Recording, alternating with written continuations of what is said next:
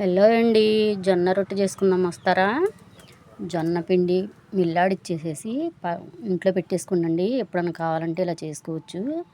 నేనైతే ఒక కప్పు జొన్న పిండి తీసుకున్నాను. దాంట్లో అరకప్పు వాటర్ పోసానండి. పోసి పొయ్యి మీద పెట్టేశాను. కొంచెం సాల్ట్ వేసాను. బాగుంటుంది, టేస్ట్ బాగుంటుంది అనమాట.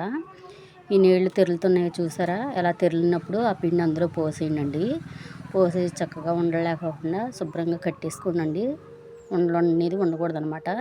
తర్వాత మనం చేతితో మర్దం చేసేసుకోవచ్చు అనమాట. తర్వాత ఏరే ప్లేట్లో పెట్టేసుకోండి.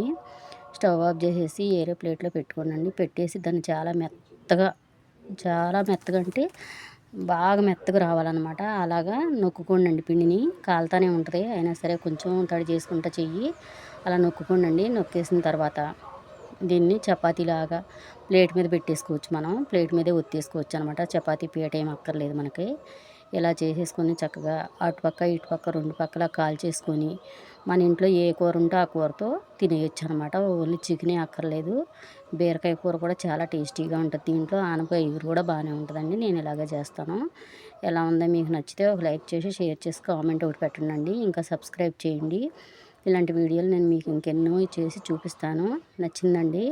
నచ్చితే ఒకసారి ట్రై చేయండి. కొంచెం పిండి తీసుకొని అయినా ట్రై చేయండి. ఎలా ఉందో నాకు కామెంట్ పెట్టండి. ఓకేనండి. ఇప్పుడు వచ్చేది వేసవకాలం అయిపోయి వర్షాకాలం కదా, అందుకే ఇలా చేసుకొని తినండి. బాడీకి మంచిదన్నమాట. బాయ్ అండి.